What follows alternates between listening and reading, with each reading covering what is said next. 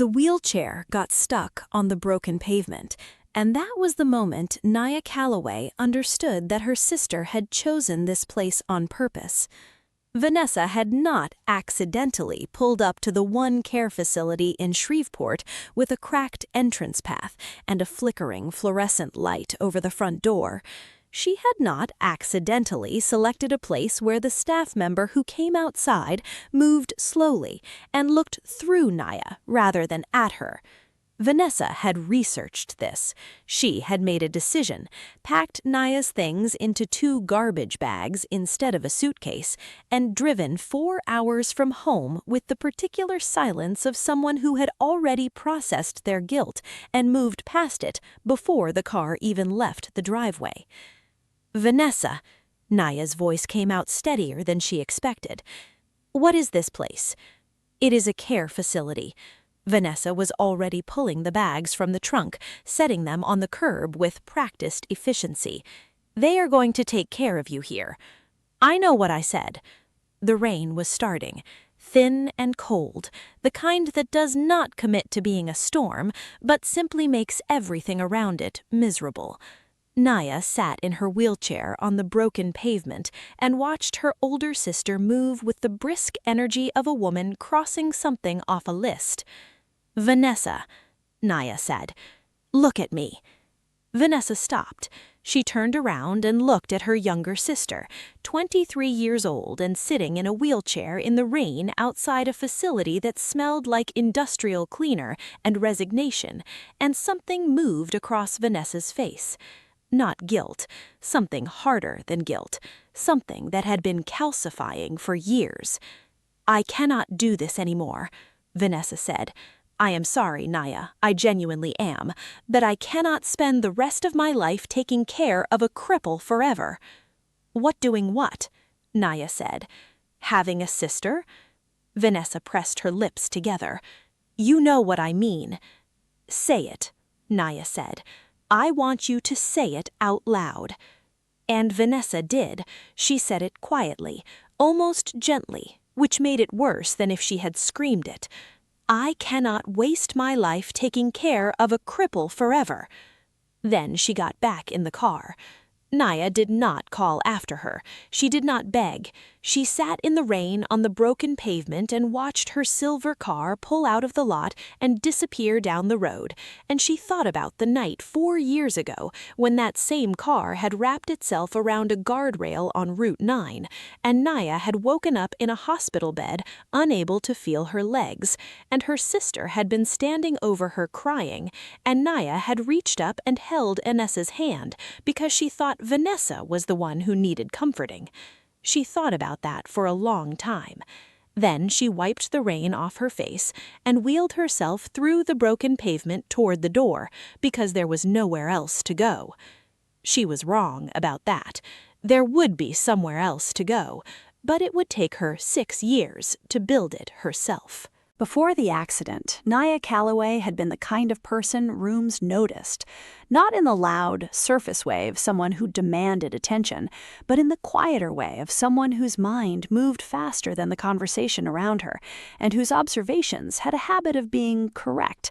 She had been studying computer science at Louisiana State University on a partial academic scholarship, maintaining a 3.8 GPA and working part-time doing freelance web development for small businesses that could not afford agency rates. She had plans, she had timelines, she had a 5-year outline in a notebook that she updated every January. Her sister Vanessa was 4 years older and lived in a different relationship with ambition.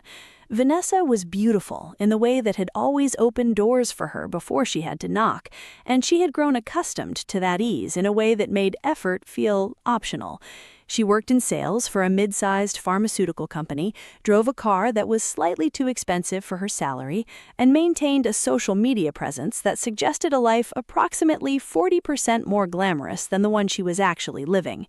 Their parents, Darnell and Gloria Calloway, had spent years quietly worried about Vanessa and quietly proud of Nia, and both daughters understood this dynamic completely, and only one of them had a problem with it. The accident happened on a Thursday night in October. Vanessa had called Nia after a work event, voice bright and slightly loose in the way that meant she had been drinking. She needed a ride. Her work colleagues had already left, and she did not want to call an Uber because she had been talking herself up all evening, and arriving home in a rideshare felt like a confession. Nia had driven the 30 minutes to pick her up. Vanessa had insisted on driving back, saying she was fine, and Nia, who was tired and had an exam the next morning and trusted her sister, had let her. The car hit the guardrail at 48 miles per hour on a curve that Vanessa took too wide.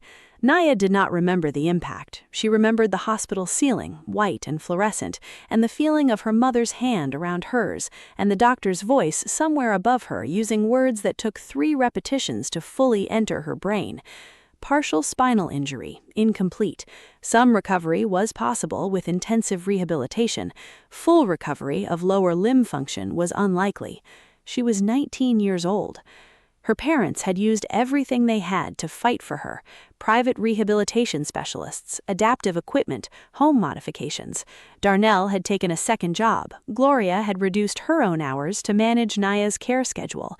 They had done all of this without a single word of resentment, which is how Nia knew they had been raised by people who understood what love actually required.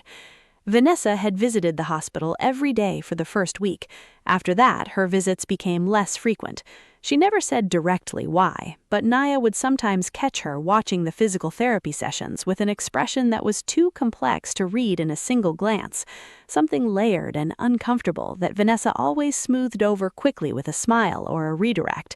The guilt was there. Nia could see it. She chose not to press on it because her parents had made a decision not to pursue legal action against Vanessa, not to involve insurance investigators who would ask uncomfortable questions about blood alcohol levels. And Nia had honored that decision because she loved her family and because she was 19 and in pain and did not yet understand what that choice would eventually cost her. Then her parents died. A car accident, 18 months after the first one, on an interstate highway in Mississippi during a rainstorm. They had been driving back from visiting Nia's rehabilitation specialist in Jackson. A semi-truck crossed the median. There was nothing cinematic about it, nothing that gave anyone time to process or prepare. They were there, and then they were not. And Nia was 21 years old in a wheelchair in a rehabilitation center when a social worker came to tell her. And the sound she made in that moment was something she never fully described to anyone because there were no words for it in any language she knew. Vanessa became her legal guardian. For the first 8 months, Vanessa maintained the performance with impressive dedication.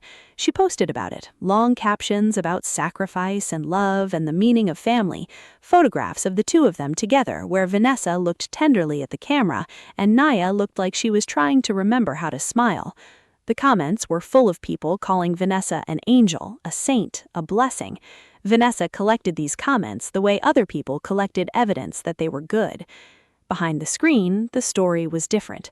Nia's medications were refilled late, routinely, in a pattern too consistent to be carelessness. The home health aide their parents had arranged was let go 3 months in because Vanessa said the cost was unsustainable, although Nia later found receipts from that same period showing a weekend trip to Miami and a new handbag.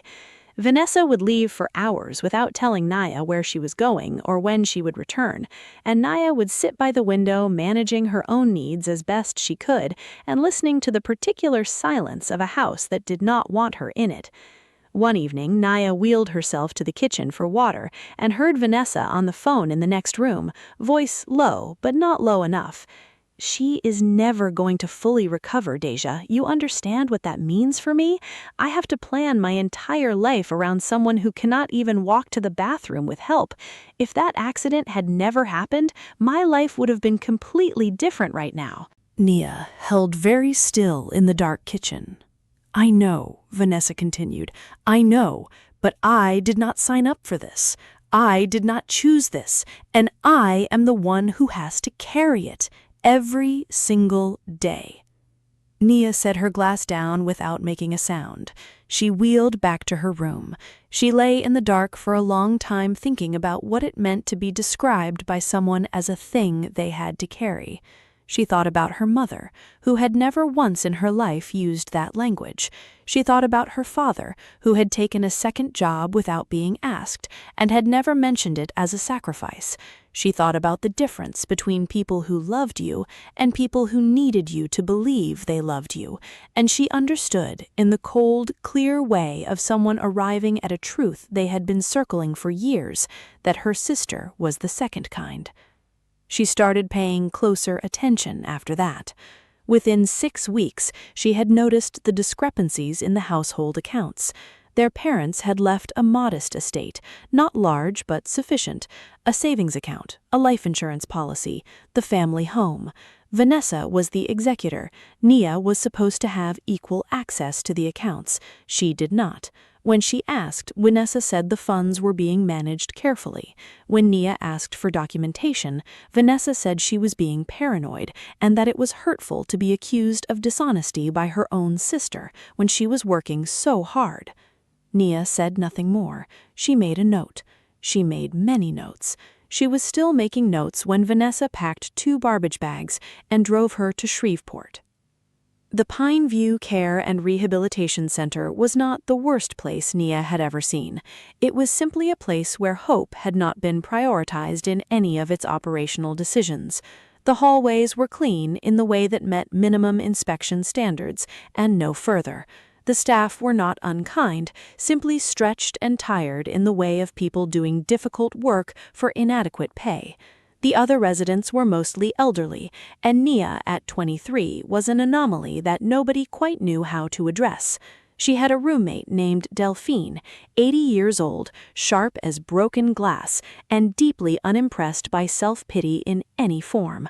On her 3rd day, when Nia had not spoken more than 20 words, Delphine looked at her from across the room and said, "You are going to sit there and rot, or you are going to do something. Those are your 2 choices. I do not recommend the first one." Nia looked at her. "My sister abandoned me in a care facility and emptied my parents' accounts." "Yes," Delphine said, "and?"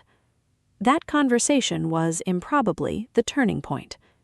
There was a man on staff named Harlan Ossie, a retired computer science professor from Tulane who volunteered at the facility 3 days a week running basic technology classes for residents who wanted to learn how to video call their grandchildren.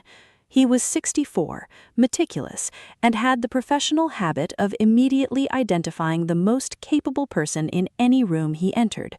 On his first day meeting Nia, he handed her a laptop to help set something up and watched her solve a software configuration problem in 11 seconds that had taken him 40 minutes the week before. He looked at her for a long moment. "What did you study?" he asked. "Computer science," she said. "Before." "Before what?" "Before everything." He pulled a chair over. "Show me what you know." What followed was not a clean montage. It was not cinematic. It was 18 months of Nia working in her room after lights out, with a second-hand laptop she bought with the $40 a week she earned doing data entry remotely. It was Harlan bringing her textbooks, and then harder textbooks, and then research papers.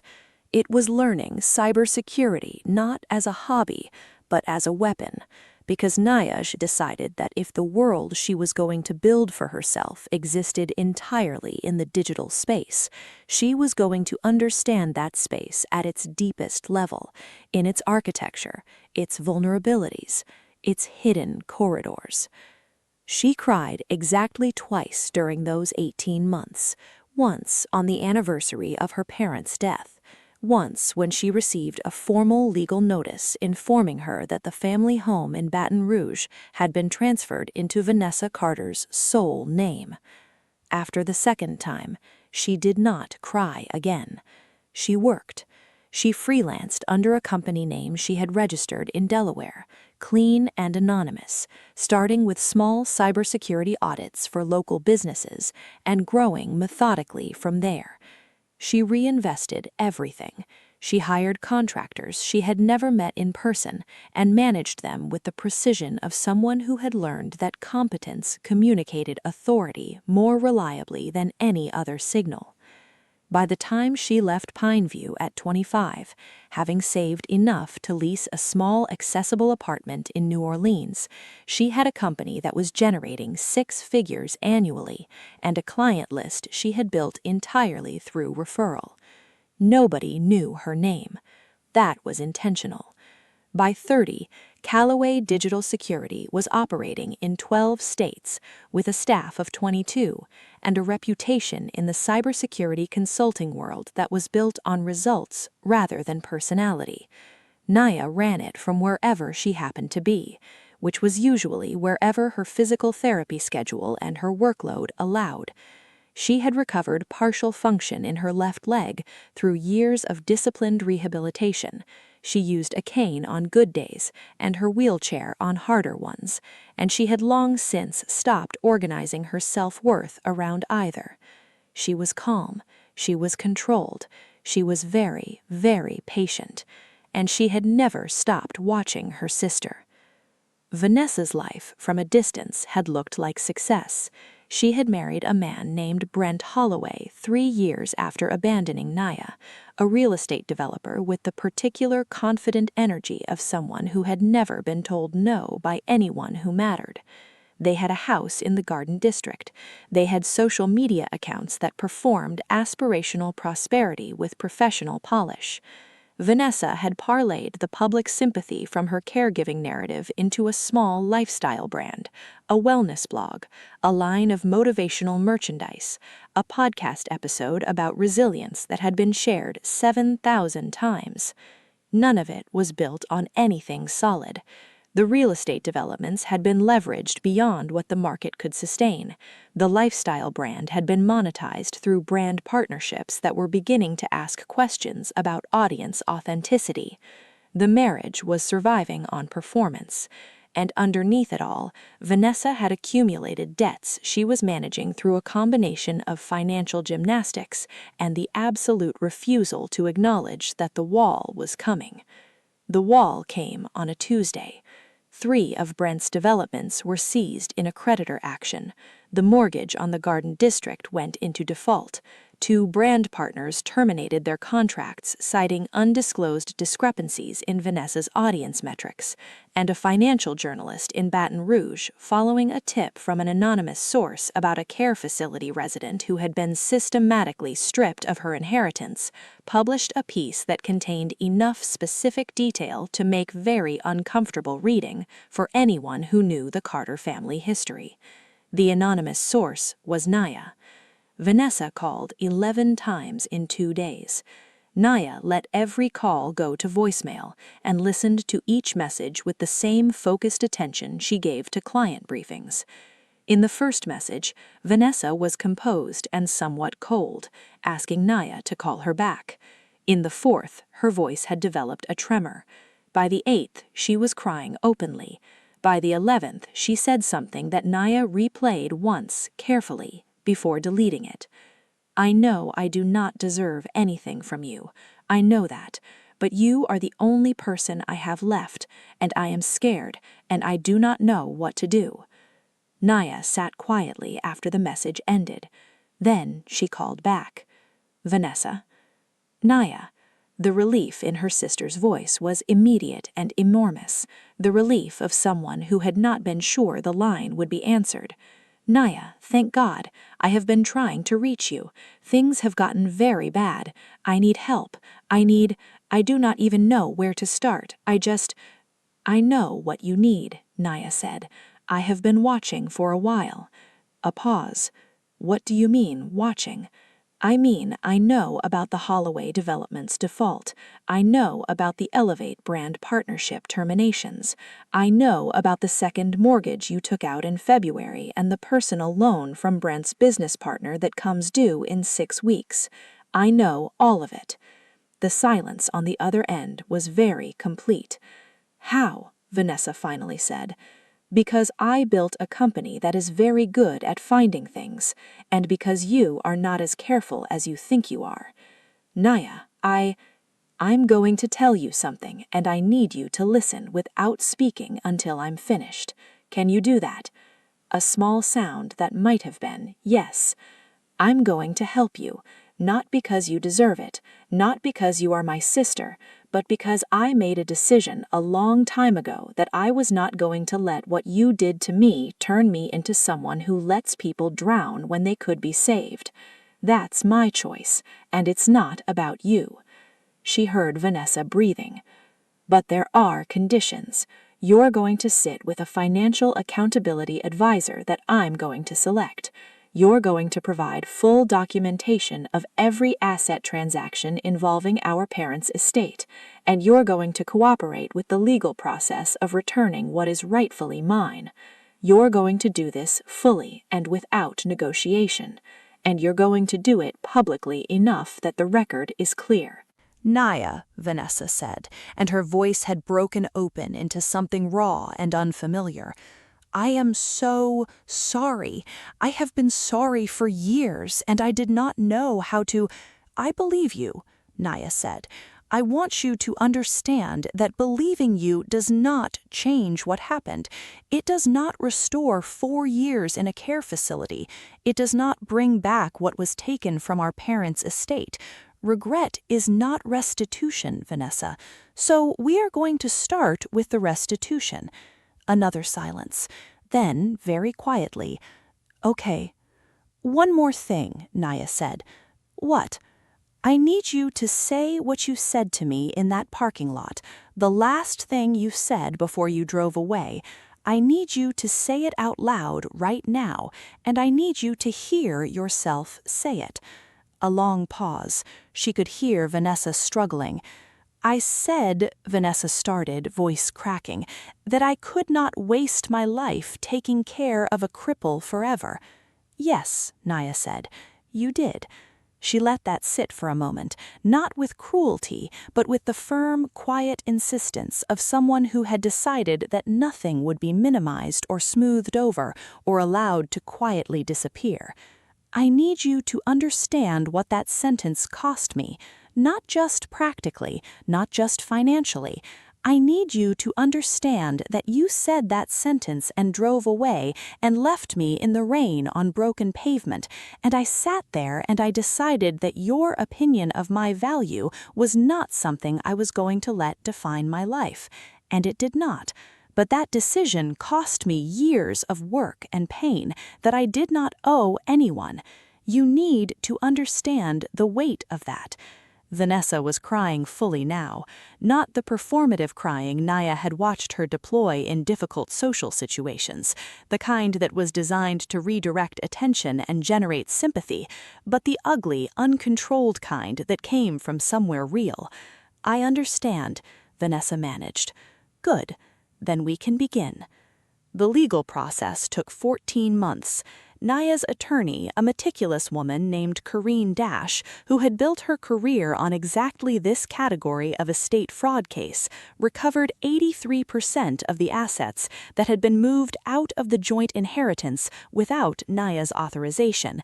The family home in Baton Rouge was returned to joint ownership.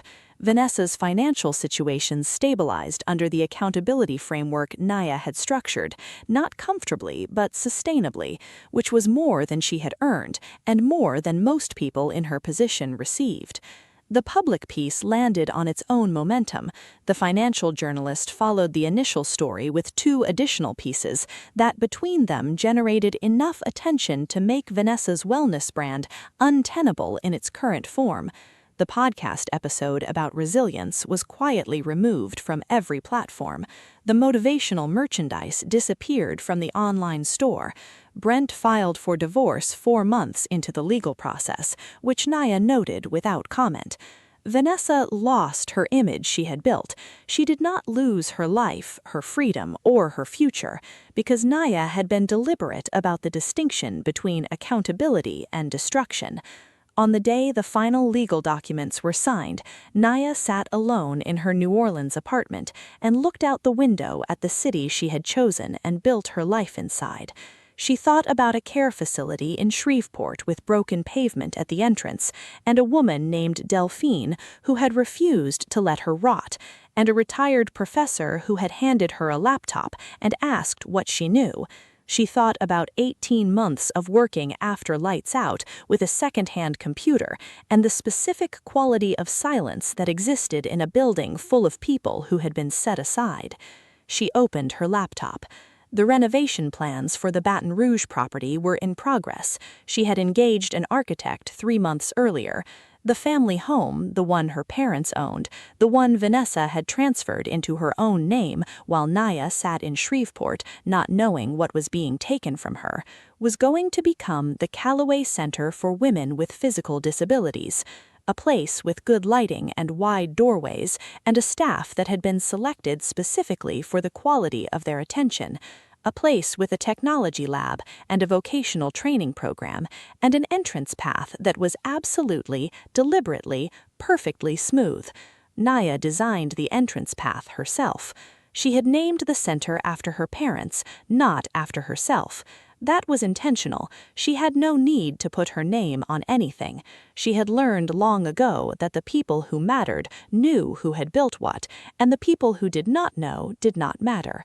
Vanessa called one evening 6 months after everything had concluded, not desperately, not with need, but with the tentative quality of someone testing whether a door was still locked.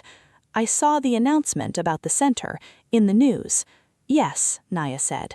"It is a good thing you are doing." "I know it is." A pause.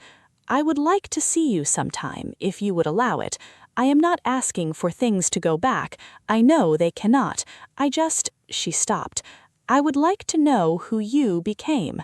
Nia was quiet for a moment. "I became someone who survived you, and then I became someone who did not need to anymore." She paused. "I will think about it." She set the phone down. Outside the window, New Orleans was doing what New Orleans always did in the evening, moving with the particular layered energy of a city that had rebuilt itself from catastrophe more than once, and had decided collectively that life was worth the ongoing effort. Nia had always loved that about it, the refusal to be finished. She picked up her cane and stood, slowly, with the careful, deliberate strength of someone who had learned that every movement forward was a choice, not a given. She walked to the window. Her sister had looked at this body and seen a burden, a limitation, a life sentence she had not signed up to serve. She had looked at the wheelchair and seen the end of possibility. She was so certain of what she saw that she drove 4 hours to deposit it somewhere out of her sight. What she had not seen, what she had never been able to see, was the mind behind the eyes watching her drive away. That mind had built something, something that would outlast the cruelty that had tried to define it. Something with smooth entrance paths and good lighting, and the name of 2 people who had understood, without needing to be taught, that love was not a burden. It was the only foundation worth building on, and Nia Calloway had built on it with everything she had. Thank you so much for watching. Your support means the world to me. If you enjoyed the story, do not forget to like and subscribe for more.